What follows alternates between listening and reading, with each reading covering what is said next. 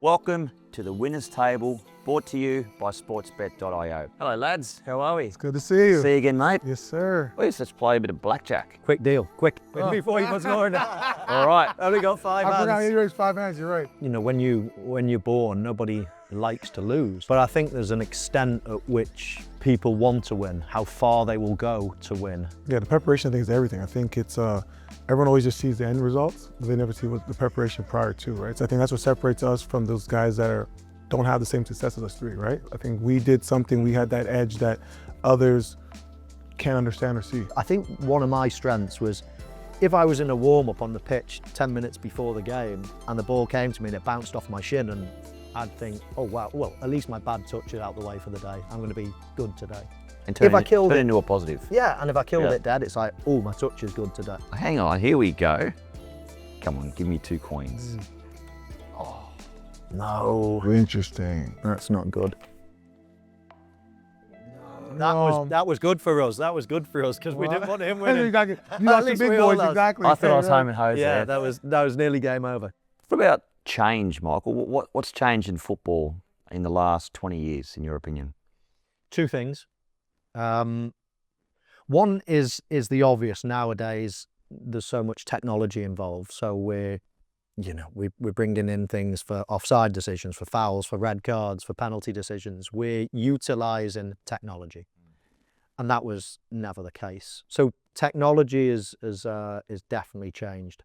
In terms of the actual playing, what I believe now is that we are now producing a type of player that is not, in general, is not as naturally skilled as it was. Okay.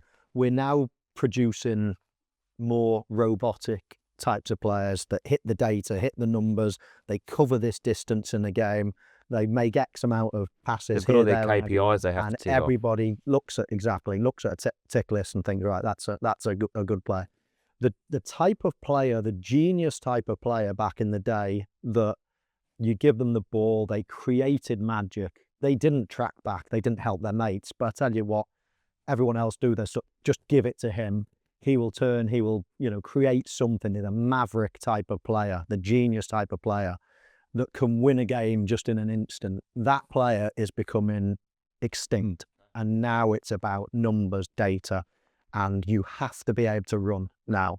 Before you needed some runners, you needed some skill. Now everybody has to run, and it's becoming an athlete's game more than ever. Okay. Wow, that's interesting, that. In terms, since you've been drafted, what's changed in your opinion? Yeah, I think the 2 things, data analytics and the pace of the game. When I first got into the NBA, on average, games would be in the high 90s, low hundreds. Maybe 110 was probably a high game, a lot of scoring. Now games are getting to the 130s, 125s. So there's more possessions, but that becomes from the analytic perspective, right? The numbers, again, the money ball tactic, right? And in terms of the data, when I got into the NBA, we would practice for 3 hours. Now with these analytics and data and load management and stuff, we're practicing maybe max 90 minutes. So you notice that people are leaning towards the data and the sports science and increasing possessions to make the game more entertaining. Because at the end of the day, the fans want to see more threes, more dunks, and more highlights. But the funny thing, and I wonder if this, in your guys' sport, in the regular season, this is all important, like the data, analytics. But in the playoffs, it always goes back to the 90s and the early 2000s, where the games are in the trenches and it's in the 90s and it's 95 to 97 or maybe low hundreds.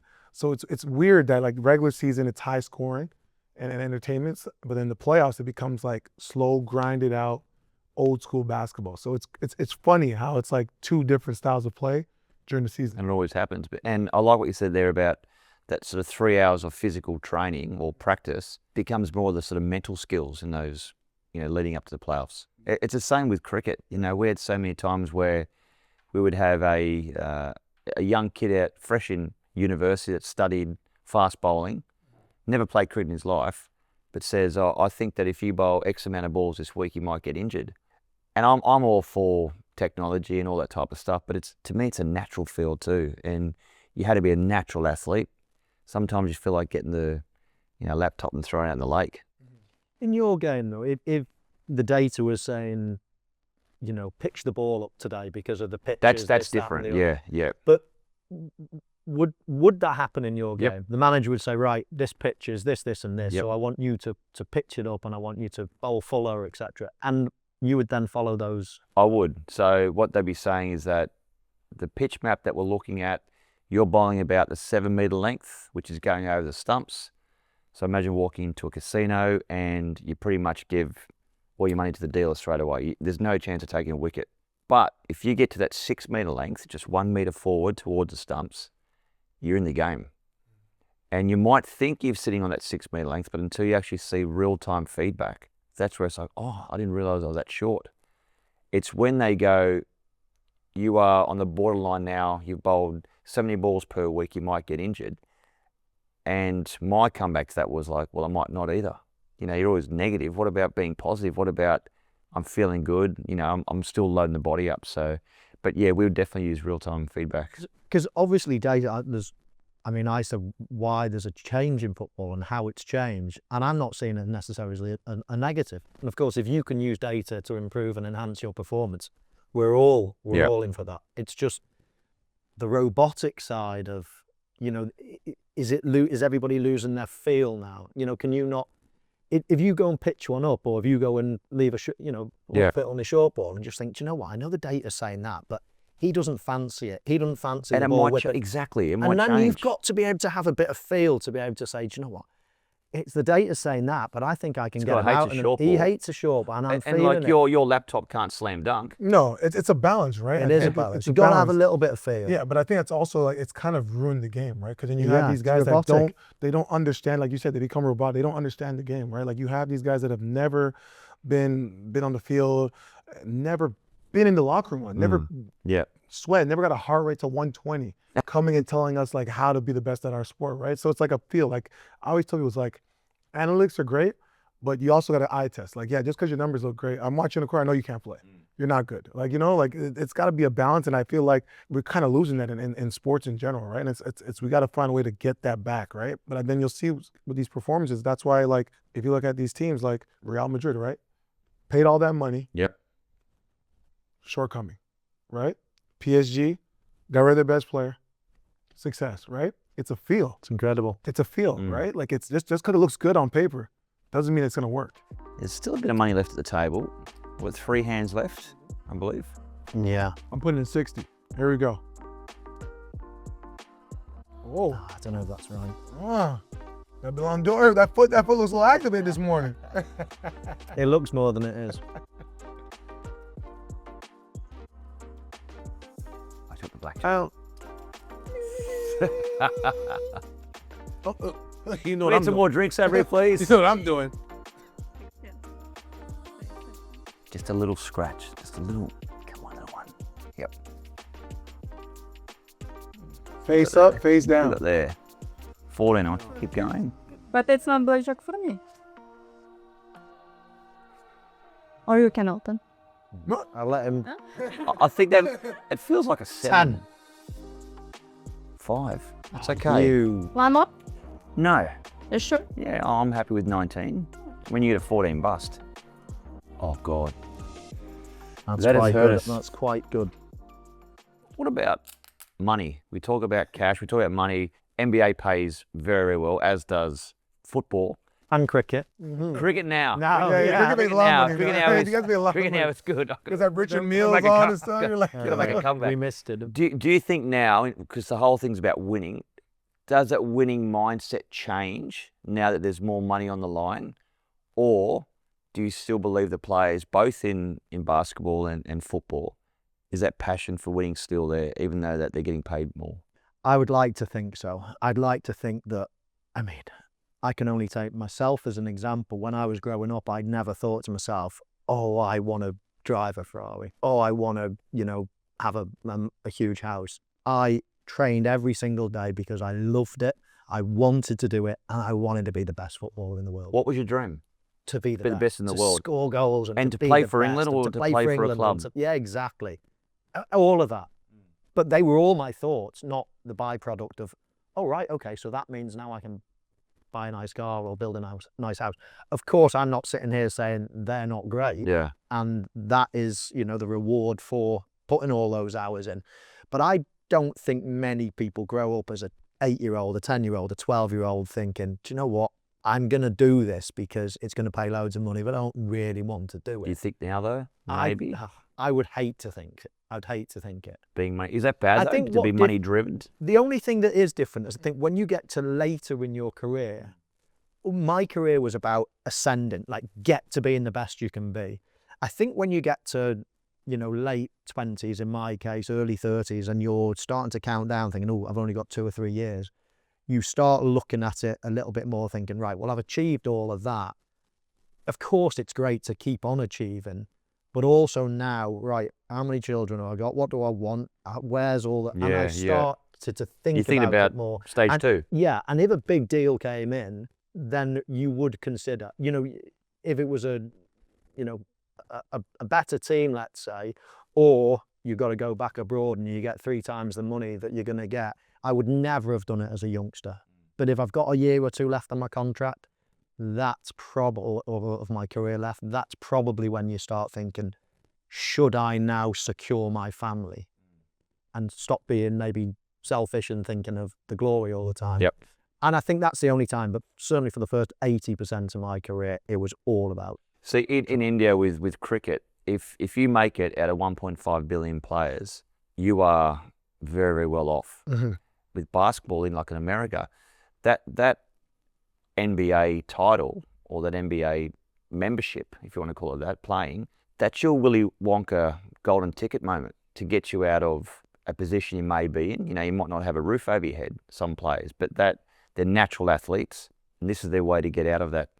Yeah, most definitely. I think it's it's kind of a get rich or die trying mentality. I think in America, right, in the States, it's a lot of us come from like broken homes and broken families where if we don't make it, the family's done, right? Like parents now are like literally spending their life savings to just give their kid a chance because they really believe their son can make it. And I think, like you said, I think guys fall in love with the game.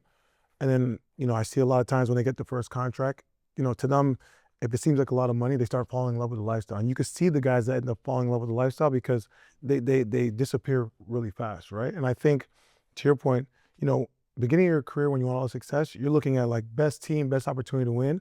But you're right. Once you get like that second big contract and you start, I think it's when you start having a family is when the perspective kind of changes, right? Especially when you start like multiple kids and a wife, you're like, okay, like you said, if you have 3-4 years, you start looking at the best opportunity to keep collecting these coins. Because the reality is this, right? Like there's no other job.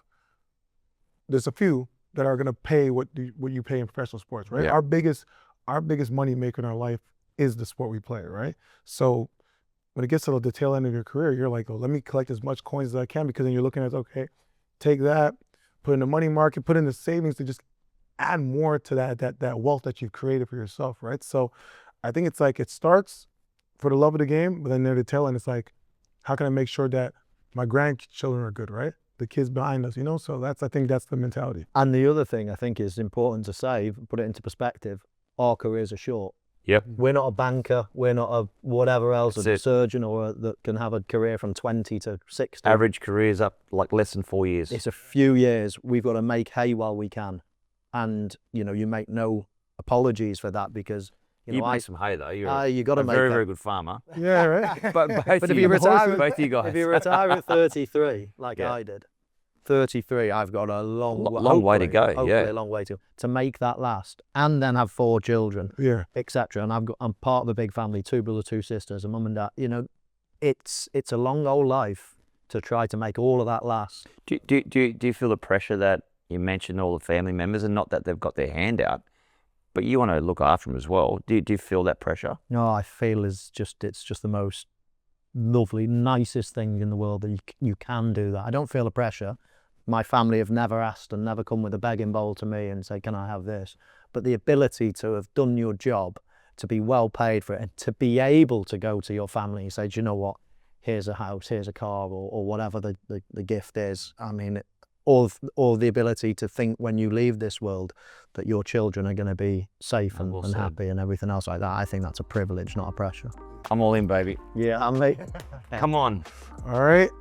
Let's go big. But not always go home. We're going a little big, like just like that. Yeah, you've done this. Oh, jeez. Give me something. Bigger. 330, See, getting a little greedy. 616, 60, I'm staying. 616. I'm taking 16. Oh, hold on, baby. Hold on a minute. Let me recalibrate this. Hit me again. Hit me with your best shot. 12. Whoa. Talked into it. I'm greedy. Little baby. Oh, he's hit 21. Come on. Ah, come on now. Ah. He's taken my 9 as well. That's the winning move. The winning We move. have 5 hands. I had to go all in. I had to go for it. No card. No hurt. Good decision. Get up. Oh no, it's cost me. All that one to go. Just enjoy your last hand. Talk about winning.